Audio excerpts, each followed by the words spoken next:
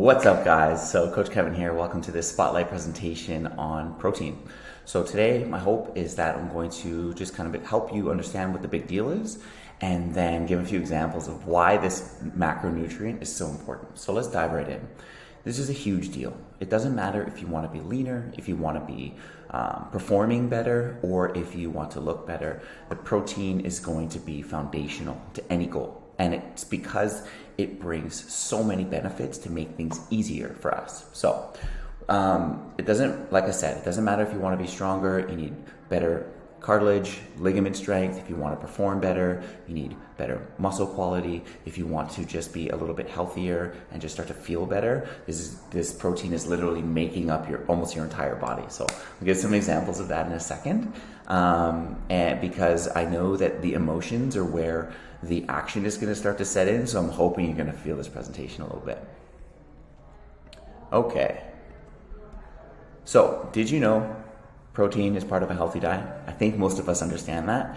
And I also think that we all understand that it's a macronutrient and that macronutrient is going to be present in a pretty high amount when you start making these adjustments.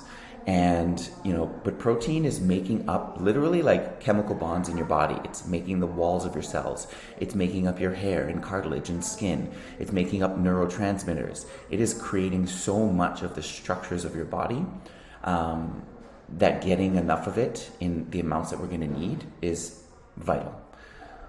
So what do they build? So the amino acids create full proteins, and our bodies are going to use those full proteins to create organ tissues, cartilage, tendons, our hair, our nails, our skin, some of our cell walls, like I mentioned before. And proteins are also described as the backbone of our cell walls because they're literally creating like the junctions that stop.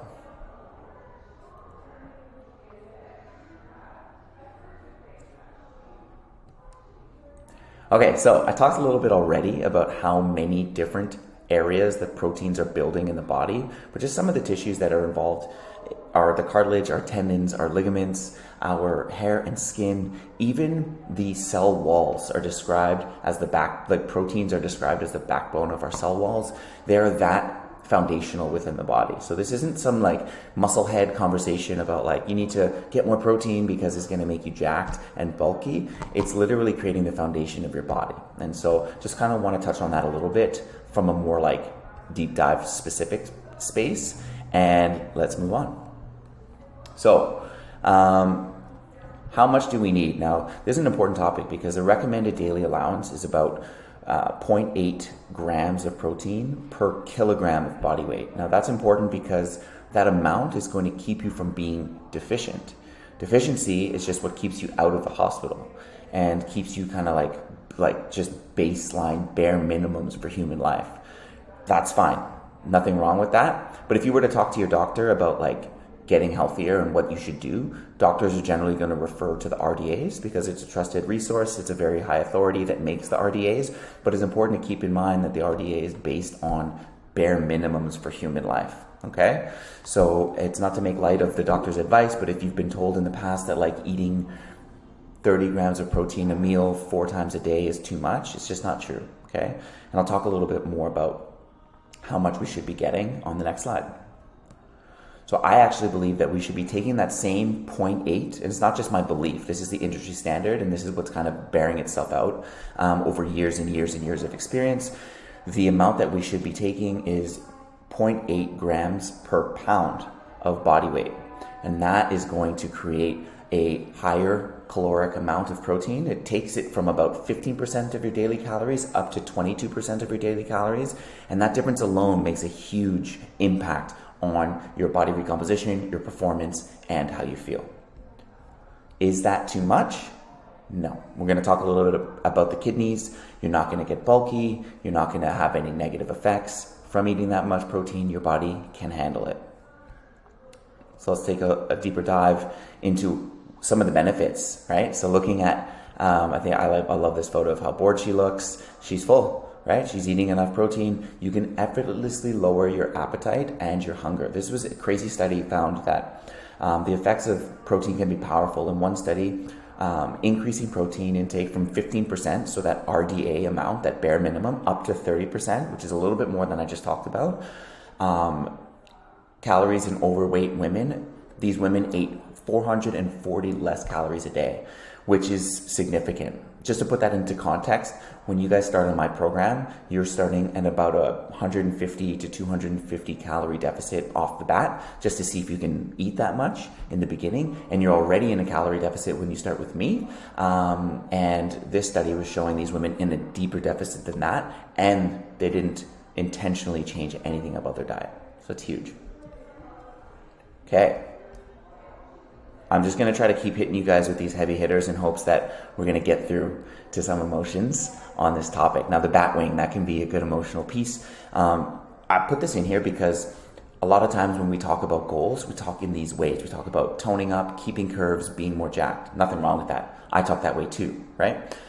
All these goals mean that we want to maintain a high muscle mass. So we're going to need a high protein intake in order for our body to start to burn fat while keeping our muscle. And so that's how we want to think about results when it comes to eating for protein. It's going to help you to not muscle waste. Already halfway through this presentation, guys. I put this one in here because it's important to think about longevity. We're only getting older. And if you're not thinking about the 75-year-old you, I'm going to make you think about it. You should be able to get out of a chair to chase your grandkids if you want grandkids and not worry about taking a fall. You shouldn't have to worry about falling down and breaking a bone when you're older. And this higher protein amount and the strength training that you're starting to do with me is going to help with that. And I just wanted to touch on longevity a little bit because it's not nothing. It's a very important piece to consider. Okay, cravings. So this was a really interesting study with overweight men that showed that a protein increase up to 25% of daily calories, so kind of in between that 0.8 and that 1 gram per pound of body weight, reduced their cravings by 60%. That's massive. And cut their nighttime snacking in half. Think about what that would do if you didn't want to snack as much at night, if that's a challenge that you have, and you could cut that craving in half. Because cravings are not like a natural hunger symbol or hunger cue. Cravings are more like a need for your brain to get a reward. They're not like your body actually hungry. It's more psychological and emotional than like an actual physiological need. And so cravings can be tricky because the brain is really complex, obviously, and it can trick us into thinking that we need to go and have that snack when actually our bodies aren't hungry. So by eating more protein, we're seeing in another study, we saw adolescent girls found that eating a high protein breakfast reduce their cravings and late night snacking. So this is something I've talked to a lot of you guys about, is like starting to eat a little bit earlier in the day. And the reason for that is it just helps you have more creative energy in the middle of the day than you might have late in the day. It doesn't mean that you won't be creative late in the day, but how many times have you come home from work and you have decision fatigue and you can't decide what to eat? Well, usually earlier in the day, it's a little bit more capable of being creative. Okay.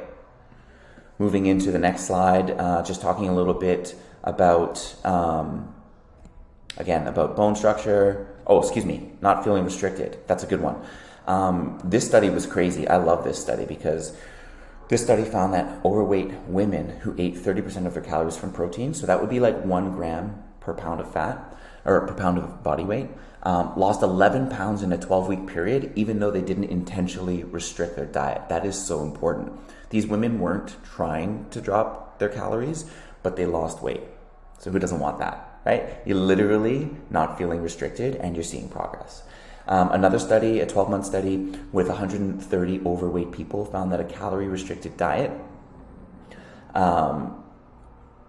both groups were in a calorie restriction. The group with the high protein lost 53% more fat than the group with normal protein at the RDA amount. And so just another example of how that raising that protein, you get accelerated results. Coming to the end here, guys, just want to talk about kidney function.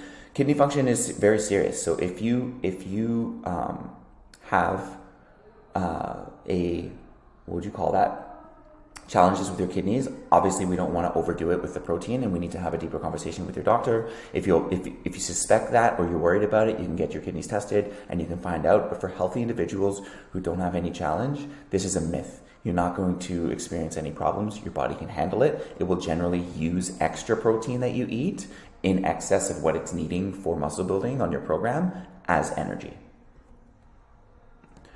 Okay, another myth is the anabolic window. I love this because you don't have to worry about when you're eating your protein. You just need to get enough protein throughout the day. When I was an athlete, this was annoying because I thought I had to go home or have a shake as soon as I was done working out in order to see progress. It's just not true.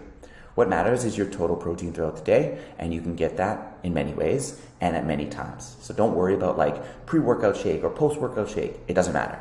You're going to want to just get total proteins per day, and everybody's going to do that differently. I like taking that pressure off. That's so great. Okay, how do you do it? How do you get more protein? One way, small changes over time. Just adding a little bit into each meal is going to be a compounding effect over time. It's going to be huge. Another way that I like to recommend not losing muscle while you work out is drinking a branched chain amino acid while you work out. And BCAAs add flavor to your water and don't taste like a protein shake. They're just really light. Then there's the strategy of like eating 50% of your protein before breakfast. I talked about this already, eating 50% before noon. I talked a little bit about this already. This strategy is great because you're kind of a little bit more creative and it puts you ahead of the curve in order to have success each day. Then there's obviously like so many great social media accounts and YouTube channels and recipe books out there around creative ways to use protein shakes in other foods. I like mixing it up into my yogurt. I've been on a big kick of that lately because it boosts like 250 grams of yogurt is going to already be about 20 grams of protein. And then I add like maybe a quarter scoop and I'm at like 30 grams. And it's like a delicious late night or bedtime snack. And I'm feeling satiated. If I have cravings, even though I ate enough protein, I still have a sweet tooth. I want that like little mix into my yogurt and I feel great and I go to bed. Okay, so you made it. I'm going to show Holly's cute face. If you guys have any questions, let's drop some questions in the comment section. Thank you so much for making it this far, and I'll see you guys soon.